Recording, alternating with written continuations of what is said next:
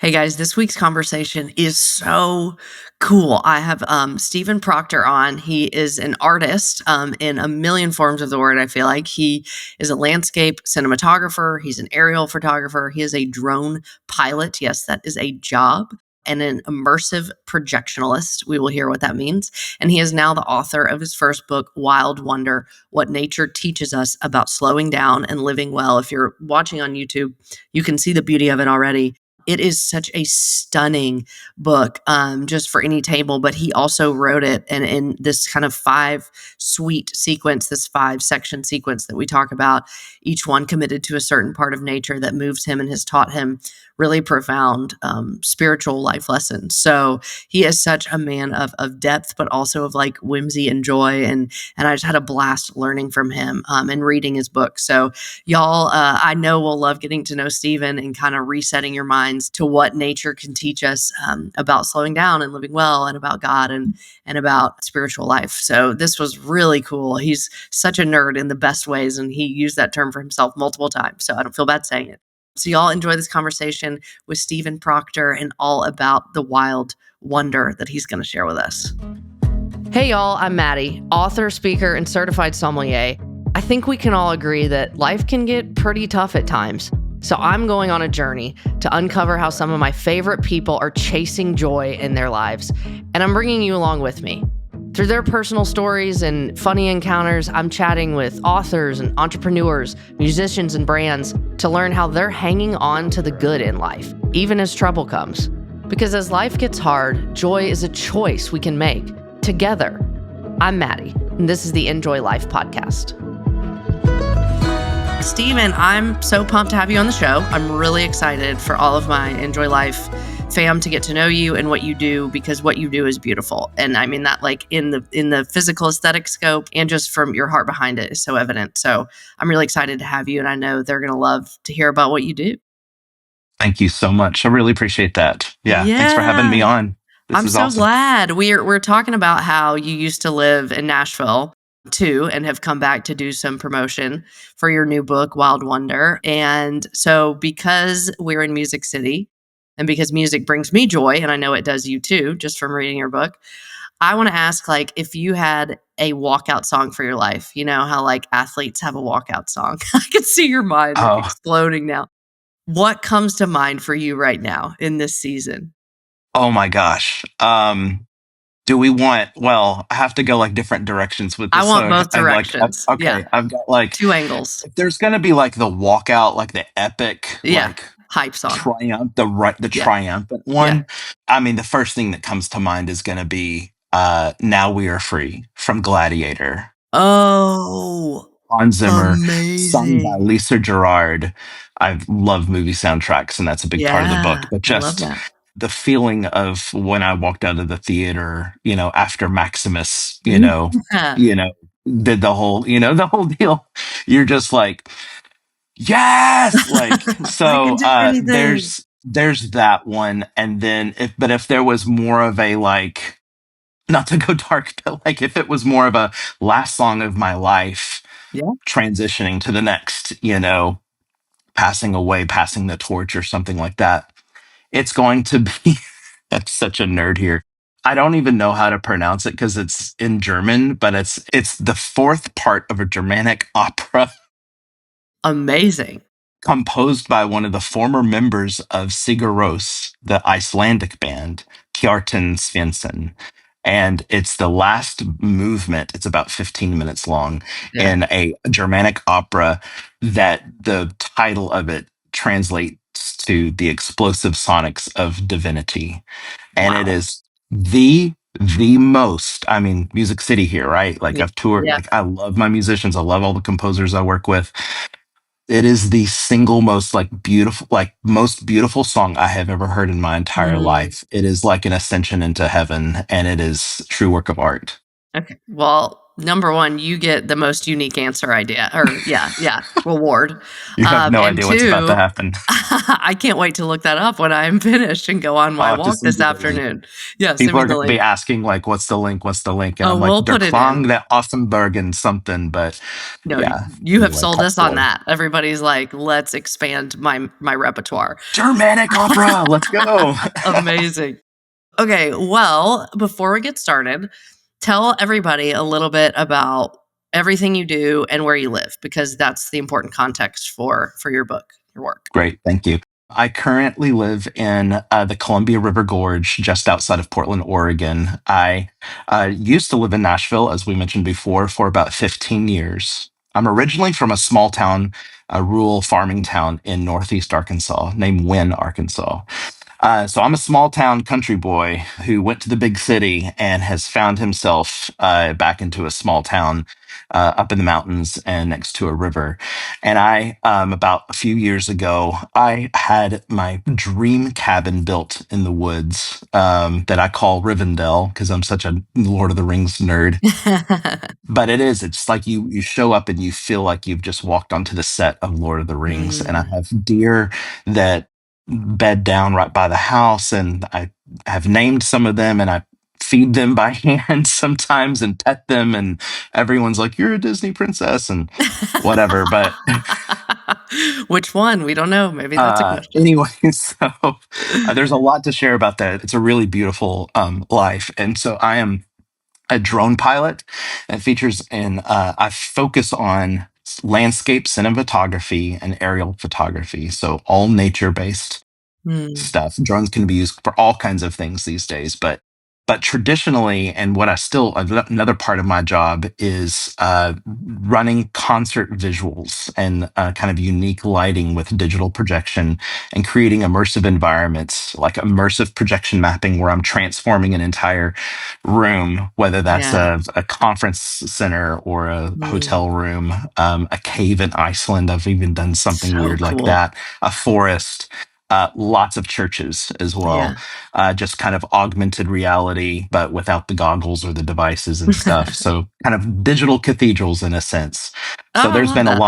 a lot of work in the music industry, getting to work with musical artists and visualizing their music and their message and their lyrics, Mm, touring with a couple of authors and Bible teachers as well. And so, yeah, just it's always about matching the image to story and to music and yeah. creating an experience out of that.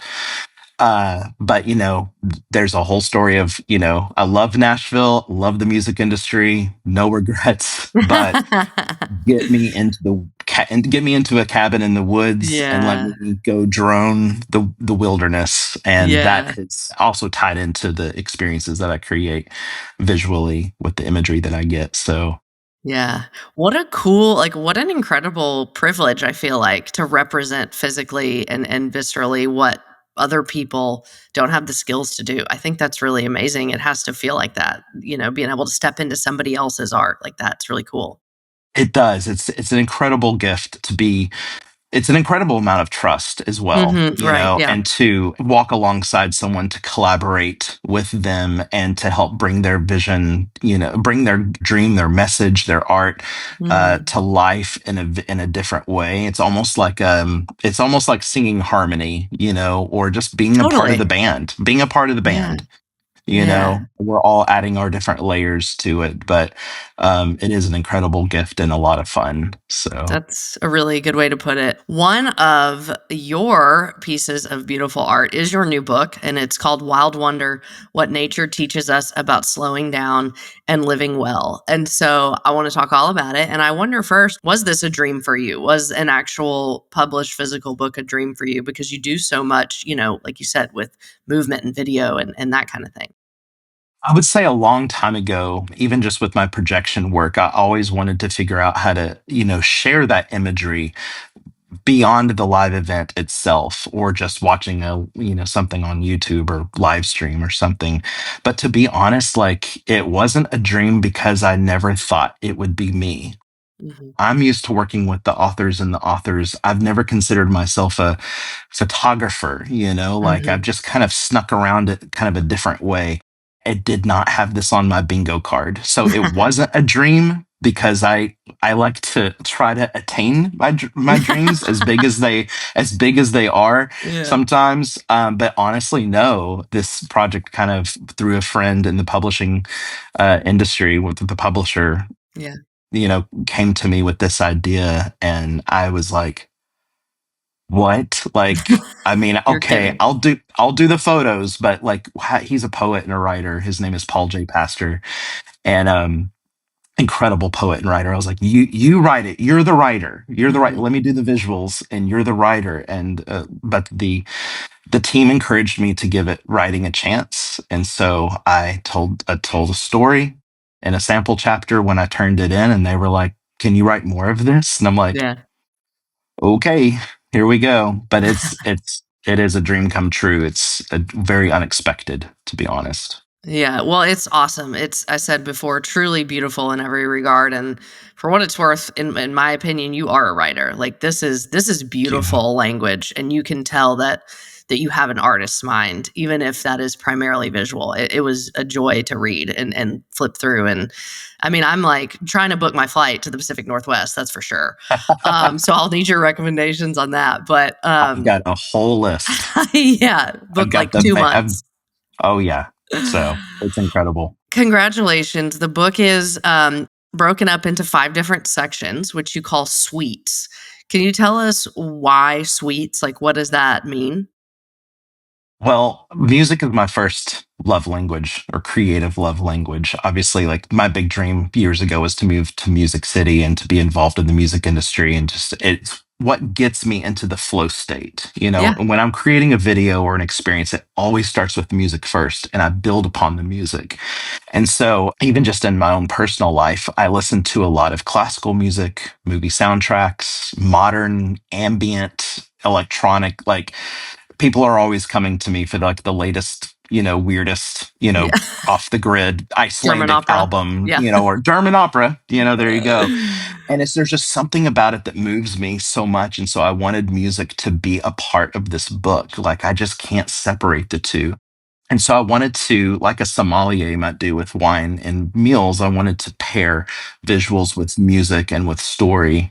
And so I do that in a couple of ways. And the first one, you you just said, like, yes, instead of chapters, I told the editor, I was like, let's call them suites, like suite one, almost like Vivaldi's Four Seasons or something. Mhm. You've got suite one, this, and then suite two is another collection of movements and thoughts on a motif or a theme, suite three. And so I thought, let's do this. Oceans, Suite One, The Wavelengths in the Wild, and so on. And I've tied in music a couple of other ways. Mhm. Um, Having worked with a lot of musicians and artists and composers, I wanted to invite some of those artists to help us reconnect to nature and the beauty and wonder of creation through art and Mhm. through music. And at the end of every landscape suite, I have a contribution, like a short little contribution, one page from a film composer or a musician that is doing something very unique. For instance, there's a guy in the UK. Most of these guys turned out to be British as well.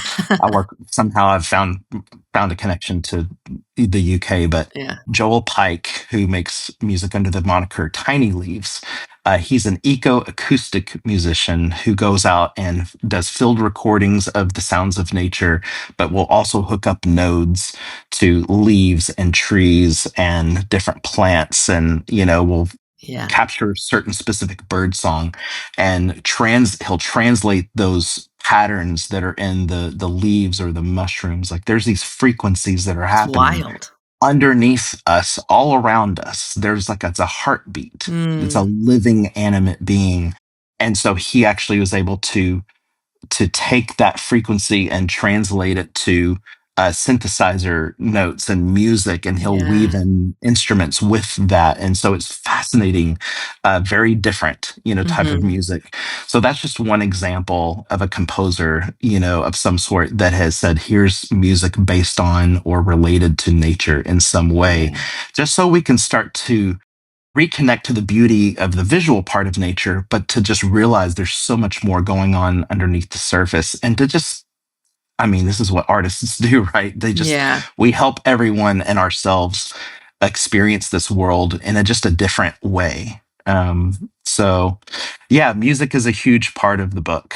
Yeah, for Yeah, I sure. I thought that was so fascinating. You talked about, the pulses and the heartbeat of nature, and I think cognitively, right, like, we know that nature is alive, but it's not as if we interact with it, but unless it's an animal or something like that, that we don't interact with the trees or the mushrooms or what you're saying, that this composer makes clearer to us, but that there is a pulse, there is a heartbeat, and you talk about those noises specifically in like what they do for us in terms of, you talk about white noise and pink noise and brown noise. And I'd love to just hear you kind of riff on that for a second. Just admittedly, as the kid who has to sleep with a white noisemaker since I was 6 years old and my husband hates it. Right.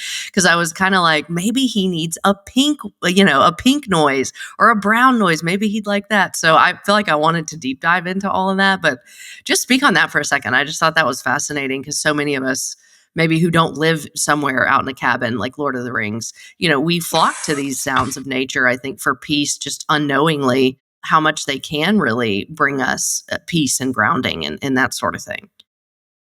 Just my personality and being a 7 on the Enneagram, everything is about experience and, going to the extremes of different things. And so I've gone from the extreme noise of being backstage or front of house at a concert, and it's just music Mm, and noise and electric guitar coming in from amps. And I mean, I love it. It's a dream to be able to work in that scenario. But there's just between that and realizing there's so much traffic noise and most of the homes that I go into, even with family and friends, like there's always a TV on, with yeah. news or breaking news, like, just constant like noise. And until all of a sudden, when I started traveling to some of these places, usually piggybacking on like a festival or a conference, I'll go, well, I'm going to stay a couple of days and check this place out. And even moving to the Pacific Northwest, you find these pockets and these places where all man made sounds just completely disappear. And it's almost deafening where you hear Mm, like the ring. I hear tinnitus. I've got some tinnitus. And so you hear the yeah. ringing in your ears, but you just start to instead of listening to music in that moment or hearing traffic, you just start to absorb what is referred to as green noise, just the natural sounds of nature and bird Mm, song and the sound of waves crashing on a beach and all these typical things that you're used to, especially like on a sound machine. But yeah, as I started really yeah. pondering how I wanted to reconnect to nature through what we hear, that sent me down a little bit of a rabbit hole and realizing, of course, we learned in band and in music, you've got it's almost like the musical, the triangle, with you've got bass and then mids and then highs and trebles that you can mix and create a certain sound and a certain mix. Nature is doing the same thing. And so, what rocks you to sleep or creates more peace or calm, like a thunderstorm? Or just the sound of light rain falling on a puddle, or the sound of one thing that just really has captured me unexpectedly through the years was this the sound of wind through evergreen trees and pines. Mm, It's different growing up in the South, it's oaks and maples and, mhm, hickory and sycamore and all these, a little bit of pine. But mhm, when you go to a place in the world where it's like up in the mountains and it's mhm, all pine trees or fir trees and the wind picks up, it creates a completely different sound, like this mm, whisper, mhm, And I just was so drawn to it. And so when I was starting to, burn out and get exhausted being on the road all the time, I just was like, I just need to hear the sound of a trickling stream next to these massive pine trees with the wind blowing mm, through them. I need to hear that sound, and just it yeah, helps me to exhale and yeah, realizing I'm really drawn to that type of noise. I tell a story at the very beginning of that chapter, that suite, when I saw Christopher Nolan's Interstellar, which released, by the way, 10 years ago, I think Oh, today, wow. which is really Wow. interesting. Just saw it on Instagram this Yeah. morning. Perfect timing. Yeah, so happy anniversary, happy decade, Interstellar. When they first go to, they do their cryo sleep to get out to Saturn, where the wormhole is. They wake up, and some of these astronauts, this is their first time in space, and they're somehow selected to go on this crazy interstellar mission to another galaxy or whatever. And he's just kind of having this moment, almost like this claustrophobic moment, where he said, "There's just a few millimeters of aluminum between me and this vast ocean of nothingness where Mm, nothing can, basically nothing can survive." And he's just kind of like having a little bit of a like moment, an mhm, of anxiety. And so Matthew McConaughey's character said, "Hey, listen to this." He was listening to something, some headphones. He said, "Here, listen to this." And it was the sounds of Earth. It was the mm, sounds of a thunderstorm and, crickets and frogs, you know, in a nighttime forest, and mhm, rain and thunder off in the distance. And just all of a sudden, nothing is said. He doesn't explain it. He just says, "Listen to this." And he just closes his eyes. It's like, okay, all right, remember home. And then all of a sudden, the shot is their little spaceship going past the rings of Saturn. And there was with the sound of thunder. And I don't know, I can't explain it. It's just like, more of this, please. Like, yeah, yeah, and so that's what I wanted to do in this first chapter is we're all anxious. mm, Not everyone, I don't want to put that on everyone, but just the society that we're yeah, working, and just the noises and mm, the chatter online, and everything's just trying to dictate what narratives are going on, the mhm, dominant narratives of our lives, and just the divisiveness of culture that we're all aware of, and just everything's just turned up to 11. And I mm, just want to, if I could just do anything for people, is just to put those earphones in yeah, and go, ugh, "Here, listen to this. I can't fix the world's problems for you. yeah, How arrogant to think that I could. yeah, Just listen to this and just breathe and reconnect." So, mm. I love that.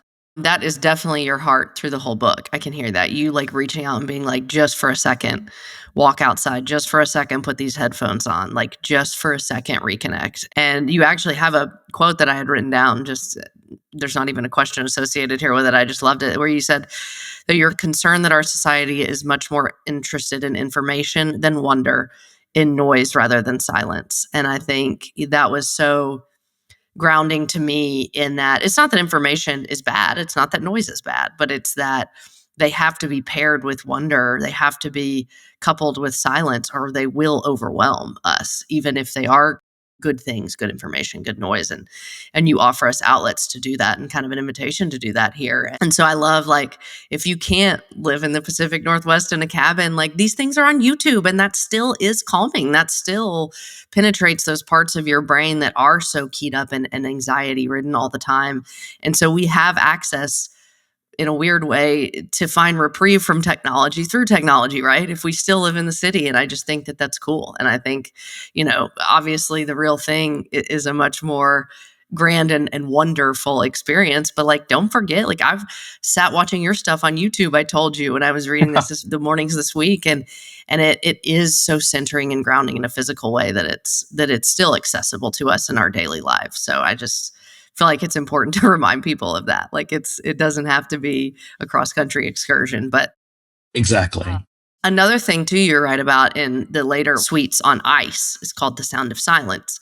So you kind of go from, like, here's one side of the coin is reconnecting with those sounds of nature, but there's also a real need for actual silence. And I think you're very generous to us when you write about this, saying, like, but I'm not going to act like it wasn't hard for me, or it's not hard for me at some points. Like, people do these sound baths, or you go to really try to be in a place where you have some solitude, and it's like your mind goes berserk because we're not used to it, and it can be really difficult. And so I wonder if you would like give us some encouragement if we do feel that discomfort. Like we're trying to do the silent thing, but we feel discomfort or more anxiety, and kind of talk to us about like the river and the boxes because I loved that imagery. Thank you for that. That's very gracious. Yeah, I think some of my joke, in a sense, my self-deprecating joke through this whole project is the subtitle should be what nature is teaching me about slowing down and living well. Like, and also like I'm not trying to pull a fast one on anyone. Like I'm not the expert. Like, oh, I've ascended to this life of slowness. Yes, I'm feeding deer and it's fun, but it's a journey for me, and I'm just sharing what I'm still learning and still am not great at. You know, I'm not some monk living off in the woods. You know, it looks like it sometimes, but I'm still addicted to like Instagram reels, you know, and like Yeah. stupid cat videos or whatever. But um, but I have been so blessed and truly to have some incredible mentors and people come alongside me. And sometimes it's been through my work, you know, through a conference or a retreat. I've gotten to ride in the back seat in a sense and just listen to a lot of amazing people like Chad Jarnigan, my priest friend here in Franklin, Tennessee, or Ian Morgan Cron, you know, who writes all the Enneagram books, and these psychotherapists and priests and teachers of personality things. And they have also learned, you know, the contemplative way of life and spirituality of, you know, we are in the West and are just so inundated with noise, of course. And so look at what the monks have done. Look at what the desert fathers have done and these contemplative writers who go and practice this. And so, yeah, I was like, I need I was highly encouraged when I Help. was burning out. Like, have you done a silent retreat yet? Like, have you spent 3 days in silence? That's wild.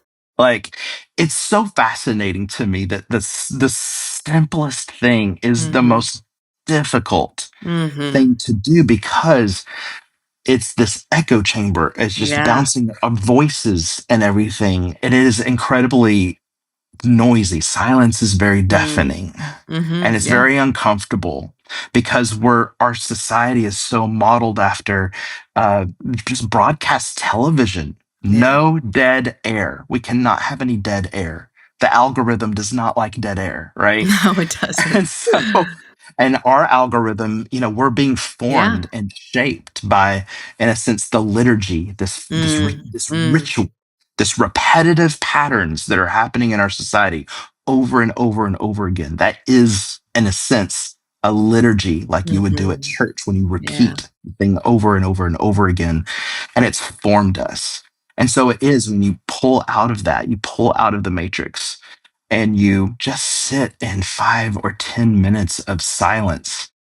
It's incredibly peaceful and restful and disorienting all at the Yeah. same time because you're just like, For and sure. so it's very, yeah, I just wanted to be honest when I was writing about that. Like, I go off to the woods and it's not like I ascended to the third plane and my third eye opened and all of a sudden I saw reality as, Yeah. you know, some revelation thing. Like, okay, cool. Well, congratulations to you who have achieved that. Yeah. But for me, I was just like, Bing, bing, bing, bing, like bing, bing. Yeah. this conversation. And so one of the things that really helped, you alluded to this, and so was one of the contemplative writers and kind of his name Thomas Keaton, right? Am I saying that right? My brain I just think so. blanked. Keating. Keating, and he has a practice that, again, at some of these retreats were introduced to me as here's an image or a metaphor to kind of cling on to as you try to enter into this stillness and silence, is the image of a river. And you're sitting by the bank of a river, and there's all these boxes floating down, right? And each of those boxes represents a conversation you had, a thought, you know, a relationship, an argument you had earlier in the day, a project that's not finished. There's a deadline coming up for this. There's the person you forgot to text back, or the muse speaks and the Mhm. symphony comes into your, you know, your mind, and you're like, I've got to write this, you know. Yeah. The tendency is to swing the other way and just ignore, ignore, ignore. Mhm. But then they said that I was taught that that's a kind of an unhealthy detachment. What we need to do is be aware of it, be gracious with it, like give Mhm. ourselves self compassion. Mhm. Because it's so easy to be hard on yourself, especially for Mhm. perfectionists. I'm not Mhm. doing it right. I'm not any good at this. Like, Yeah. give yourself just some love and some grace, and some self-compassion. And what we do is when we see those boxes going down the river, you simply acknowledge them and you speak peace over them, or you speak Mm. shalom, whatever. You just bless them and let them go by. Mhm. And after doing that for a little bit, it's amazing how most of the boxes after a while start to just disappear and there's not as many. But even in those moments where you swim out and you get into the box and you want to rummage through it and just get all up Yeah. into it and a scenario, and you've spent 10 minutes in a fake scenario conversation with Yeah. someone that you think you might get in a fight with or whatever, just that is going to happen. And Yeah. so just have some grace and compassion for yourself. The secret is the river is a loop. And if Mhm. that symphony or that like deadline, and if I need to do it now or I'll forget, it'll come back around. If it's important Yeah. enough, it will always come back around Yeah. later, and then you can deal with it. But Yeah. for now, just sit on the bank of the river and just be. Yeah. I that was such a beautiful metaphor, and I think, as you use the word, it's a helpful tool, if we are really trying to integrate moments of real silence and stillness and reprieve in our crazy lives, and quite naturally probably won't be good at it. And so I think that was such a beautiful picture, and even, kind of takes me to places, a lot of my story in my books and the work I do is around grief because of the loss of my first husband. And I think I would have never used that language, but I think a similar lesson had to be learned and very hard won, in that when you are dealing especially with grief or hardship or struggle or worry or anxiety or whatever your boxes are, my impulse at least is to rummage all up in them, and fix them, and like I don't want to keep having to deal with this, so I've got to fix it now. And it's like the space and the energy you have to even do hard work comes from sitting on the bank a few times and just acknowledging that it's there, like without judgment or fear. I think that's what I had to learn, is like whatever the state is, whatever the box is that I want to get rid of, it has a purpose. It's not going to go away, and I can't fix it until I've accepted that it's there at this moment. And then we can go to work, when we're refueled and from a place of peace with it. And it was a beautiful picture. I'm grateful Mm, that you kind of walk us through. This is hard, and it's something you have to practice, but it's possible, So I loved that part of the book. I'm so glad. No, yeah. What so much of this is reminding me of Yeah. is, so I also, you read my book and saw my videos. Yeah. I've listened to the podcast. Yeah. And I loved Darren Whitehead's Oh episode. yeah. I think it was like earlier this year, and I just felt like when I listened through it, I was like, oh, I just want to piggyback on his, like Yeah. everything that he was talking about and just being on our devices. And it's Mm, not just the audible silence, it's the visual for sure. silence as well. And just giving our eyes a rest Mhm. and a tech cleanse, and Yeah. going without, kind of fasting, going through Mm. that digital fast in a sense, because it's basically all the same. And Yeah, so I yeah. just wanted to give Darren a shout out. And that was such a beautiful conversation. Yeah, he's amazing.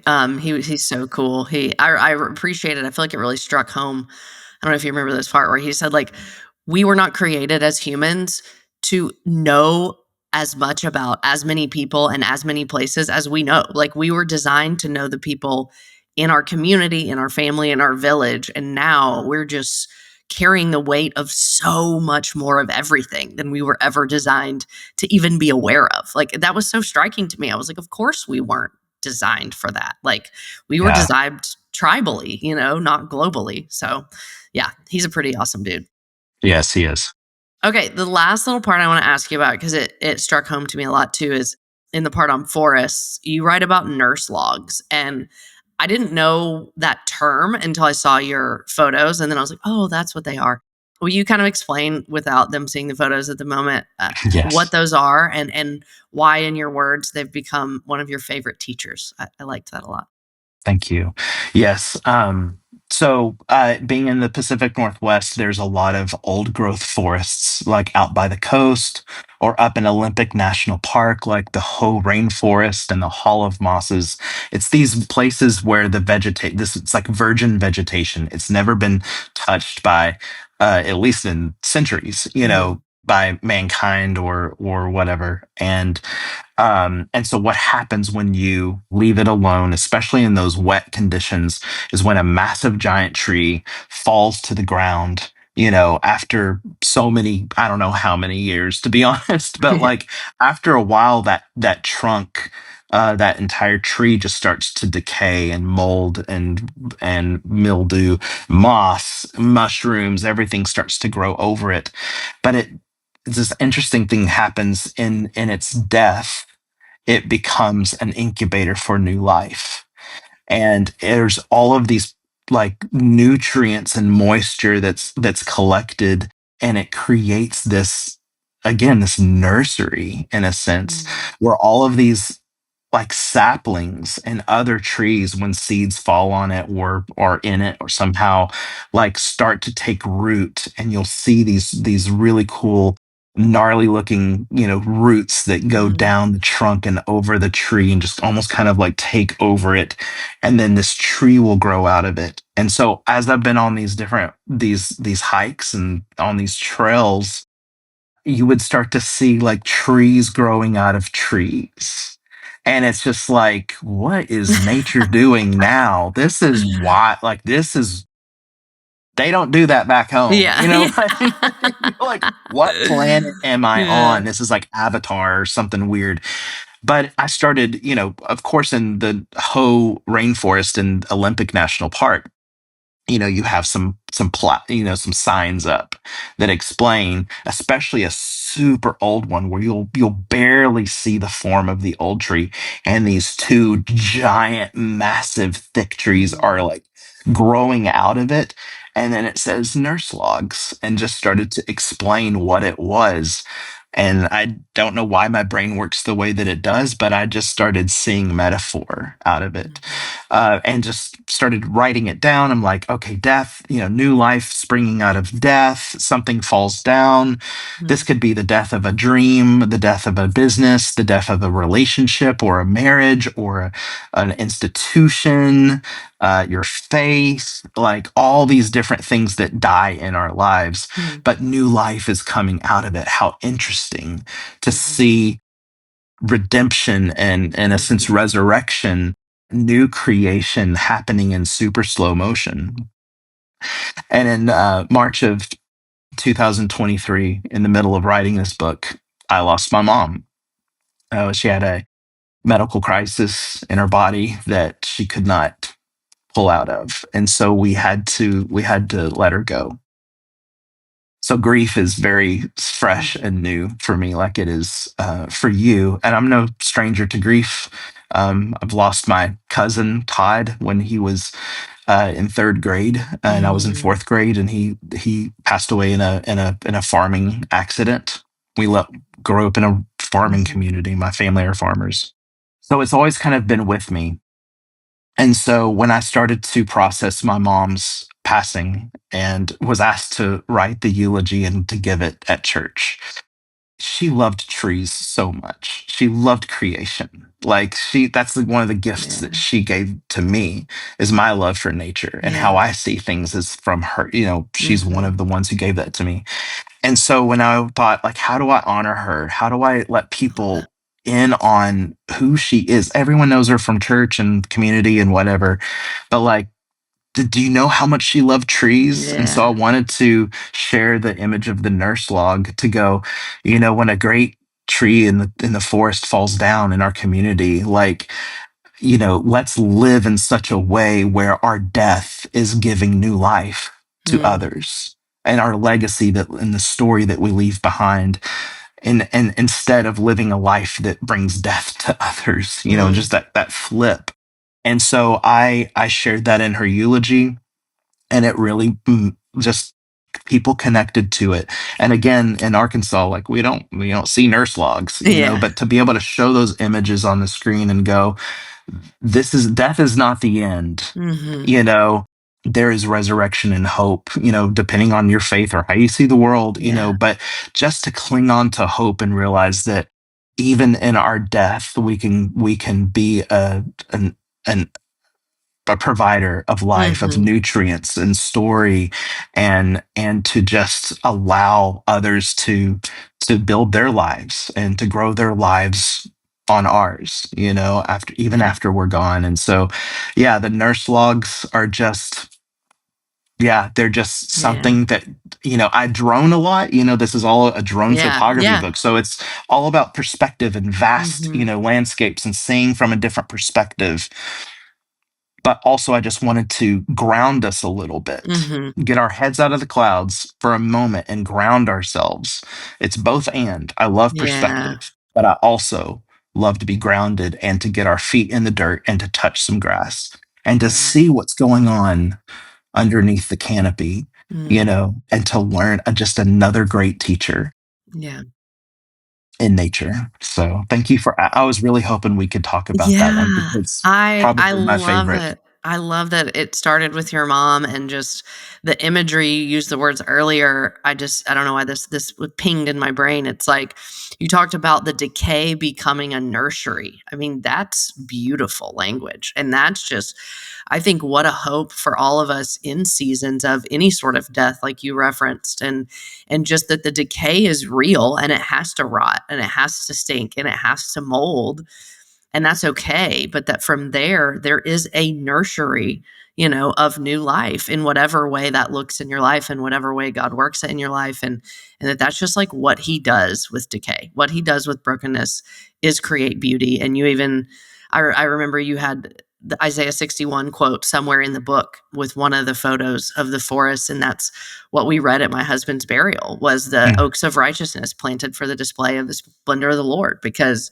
to me that meant legacy. That meant, Ben's legacy as a person, as my husband, as, a son of God, and just that nothing is wasted. And so that struck me in such a beautiful way. And I hope it encourages people who, feel like they're in a decay season, because we have those all throughout life. So the only other thing that I just feel like the need to share, on that topic is I think it might have been your friend Chad, maybe one of the pastors here, that in that same vein, in that part of the book, you say that he asked two questions. I think it was in the pandemic, but just about seasons of kind of suffering. And those questions are always to pose back to yourself, what does this situation make possible? And what is the situation's invitation? I think that's so powerful. I love that so much. It is, yeah. In the middle of COVID, or whatever is going on in life, when as our friend Ian would say at these retreats, when life hands you, you know, deals you a bad hand, and sometimes it's our own doing, sometimes it's just something that's done to us, something that's left undone. Mm, Just life deals you a bad hand. Ask yourself these questions: what's the invitation? What does this make possible? so And good. there's just, those are hard questions to sit with, especially in the moment. You don't want to hear that. Mhm. Well, there's, silver lining, or, Yeah. oh, just don't worry, you'll see them again one day, I don't want to hear that. It doesn't feel that is, I'm not feeling that right now. Right. But to still be able to come back to those questions and to sit with them, and to look at other people's lives, look at their legacies, to look at countless stories of friends, businesses that didn't work out, but the Mm, thing that it led them to, the thing that it equipped them right, for. We're constantly being equipped. right. Even though the short-term thing didn't work out, look at the things that you learned along Mm, the way that will then empower you and equip you for the next thing. yeah. Again, coming back to the nurse log, you just start, a massive tree falls down in the Mm, forest, like, oh, I mean, this is life, yeah. circle of life. To quote Ian Malcolm from Jurassic Park, life finds a way, and because of that tree's death, it makes possible for countless other trees. You know, it's one Mhm. of these trails, you go to this, on the Oregon coast, you'll see this one massive tree down, and you'll see a whole row of trees growing up Yeah, out of it. So it's like we lost one tree and we remember, but that yeah, one tree is creating a small forest. It's yeah. amazing. So That's incredible, and that's the value that's in all of us, in all of our legacies in our lives, and it just feels really, it feels really empowering to hear that, honestly, and see it visually in the book, so I could good. go on Thank and you. on with you about it. This is such a joy. I hope everyone will go order their copy. It is, like I said, equally as viscerally beautiful as it is just a beautiful reset on life and call an invitation to slow down. And so I'm thankful that you have struggled to slow down so that we now have a call Still struggling. and some tools to slow down. So I appreciate that. You're But very I welcome. wonder, like, as we wrap up, I do have one question I always ask at the end, but I wonder for you, do you have a place that you're traveling soon, that you're shooting soon, that you're really, really excited about? I get to go back to my favorite country in the entire world, New Zealand, Yes, in there's so much of that in January. here. There's a lot of New Zealand in there. Yeah, This will be my 12th time. amazing. Wow. I've got wonderful friends down there like Mark Yeah, Pearson and God, I could just go on. But yeah, there's a festival, and I get to do projection in a forest and do some, tea ceremony type things with so people. cool. And the book is available in New Zealand, so they're also like getting the copies, and they're so excited. And so we're going to do a little miniature book tour as well. But Amazing. I've got some friends that live on the South Island, and I mean, the entire nation is the whole countryside is like I always kind of describe it as, if creation is like, baking, like God, like, okay, this is a little cheesy metaphor, but God's baking, God's in the kitchen baking or whatever. Yeah, New Zealand is like the cookies that came straight out of the oven, right? There's hot and yeah. gooey or bubbling, like, there's just so much geothermal activity, Oh, wow. and the mountains, like you just get everything: glaciers, mountains, braided rivers, the coast, and it's forests meet South Pacific Island. Yeah. And so I get to go back in January, and I will definitely be taking my drone and finding a couple of places here and there to capture. That So sounds amazing. That sounds amazing. It's on the bucket list for sure. Well, the last thing we always like to ask, Stephen, is just what is something bringing you joy right now, big or small? there is a big we started with music, so I'm gonna go back Let's to do it. music. When I drove into Nashville, so my friend Brett Mayberry, who is Mayberry, he's in Franklin, he's a composer, sent me an album, John Metcalf, and Mhm. he's a 60-year-old, born in New Zealand but lives in the UK. Strings, violin player, strings arranger, orchestrator that works with Coldplay, Peter Gabriel, Max Richter, U2. Like, Wow. he's the guy, but he has his own personal project called Tree. And it's a Cool. whole album of music inspired by and written for the patterns and of different things of trees. Like, one example is one long song, 10-minute long song called Root to Leaf. And the first part of the song is very slow and methodic, just like a Mhm. root. And then all of a sudden it shifts, and all of a sudden it's the leaf music. Oh, And wow. this music, this instrumental music, just as I was driving into Nashville, giving it a listen for the first time and seeing the autumn colors, Yeah. just exploding right now, it just put the biggest smile on my Yeah, I love face. And that. I just was like, this is just the happiest, most Mm, beautiful instrumental music I've ever heard in my entire life, or at least in a really long time. And so it's been on repeat I love for my that. entire time in Nashville. So yeah, I mean, it's simple, but like, just the joy and beauty of music, and Yep. especially music that was created for nature and for Yeah. trees. I'm just like, I don't know, it just made me so happy, and just was like, this is awesome. No, So that's amazing. We'll link that too. I feel like I say it, the entire, like, months of October, November are the best times, in my opinion, to be in Nashville, so we'll soak it up for the absolutely, limited time that we have that beautiful fall. 100%. Well, thank you so much, Stephen. Tell everybody they can order your book wherever books are sold and follow you. Where do they follow you? Yep. So you can, I mean, everywhere books are sold: Barnes and Noble, Amazon, your local, a lot of local independent bookstores, Walmart, Target, or you can just go to wildwonderbook.com. And then Instagram is where I do most of my social media. It's S Proctor, Proctor. And so I post most of my stuff there. I'm on Twitter. I don't call it X. It's still Twitter to me, but whatever. I don't really use it that much anymore. Facebook, meh. Yeah. TikTok, never. Yeah. But, Same. I do some Instagram, but S Cool. Proctor is basically it. I So love it. Well, I appreciate your time so much and your heart and your work, and I know everybody's just gonna love this. I told you before, you're on my Christmas list now for people. I've got, like, my brain is like, "They would love it, they would love it, they would love it." So, I appreciate what you've done. thank you. Yeah, the book is only $20. I didn't dictate the price, and all Yeah, my it's friends out are of our so like hands. my friends are angry. They're like, this is at least a $30 book. It should be 40. You should charge Yeah. $70 for it. I'm Yeah, like, you yeah, should. but because it's 20, like I can't I'm not dictating the price, the Yeah. publisher does, but because it's 20, everyone's like, oh, this is gonna be a good gift. So Yeah, it's a great for Christmas sure. gift idea, and Merry Christmas, everyone. Yeah, Merry Christmas. So thank Well, you. Really thanks, appreciate Steven. it. A huge thanks to you for listening. If you liked what you heard here today, if you feel encouraged or found a little joy, please like or subscribe so you can get updates on all the new episodes.